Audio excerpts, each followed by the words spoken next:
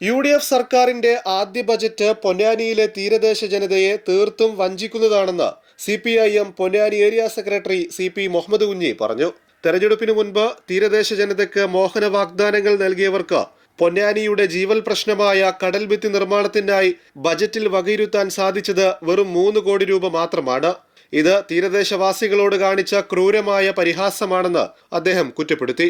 അഴീക്കൽ മുതൽ കാപ്പിരിക്കാട് വരെയുള്ള പൊന്നാനി തീരദേശത്തിന് ആകെ 12 കിലോമീറ്റർ നീളമാണുള്ളത്.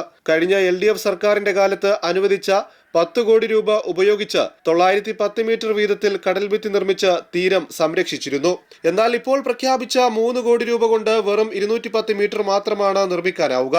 ബാക്കി കിലോമീറ്ററുകളോളം വരുന്ന തീരപ്രദേശത്തെ ജനങ്ങളെ കടലാക്രമണത്തിന് വിട്ടുകൊടുക്കുന്ന സമീപനമാണ് സർക്കാർ സ്വീകരിച്ചിരിക്കുന്നത്. കേരളത്തിൽ കടലാക്രമണം ഏറ്റവും രൂക്ഷമായി നേരിടുന്ന 10 ഹോട്ട്സ്പോട്ടുകളിലൊന്നായി പൊന്നാനിയെ തെരഞ്ഞെടുത്തത് ശാസ്ത്രീയ പഠനം നടത്തി കഴിഞ്ഞ LDF സർക്കാർ ആയിരുന്നു.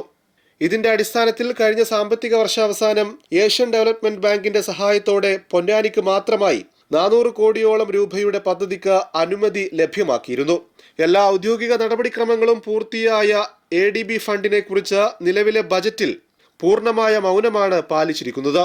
നടപടിക്രമങ്ങൾ പൂർത്തിയായി തുക ലഭ്യമാക്കാൻ പാകത്തിലായ ADB ഫണ്ടാണോ അതോ കേവലം സ്വപ്നങ്ങളിൽ മാത്രമുള്ള നബാർഡ് ഫണ്ടാണോ ജനങ്ങൾക്ക് വേണ്ടതെന്ന് സർക്കാർ വ്യക്തമാക്കണം. തീരദേശ ജനതയുടെ സുരക്ഷ മുൻനിർത്തി ഇടതുപക്ഷ സർക്കാർ കൊണ്ടുവന്ന പദ്ധതികൾ അട്ടിമറിക്കാനുള്ള ഈ നീക്കവും കാപട്യവും പൊന്നാനിയിലെ ജനങ്ങൾ തിരിച്ചറിയുമെന്നും ബജറ്റിലെ അവഗണനയ്ക്കെതിരെ ശക്തമായ ജനകീയ പ്രതിഷേധം ഉയർന്നുവരുമെന്നും പ്രസ്താവനയിൽ അറിയിച്ചു.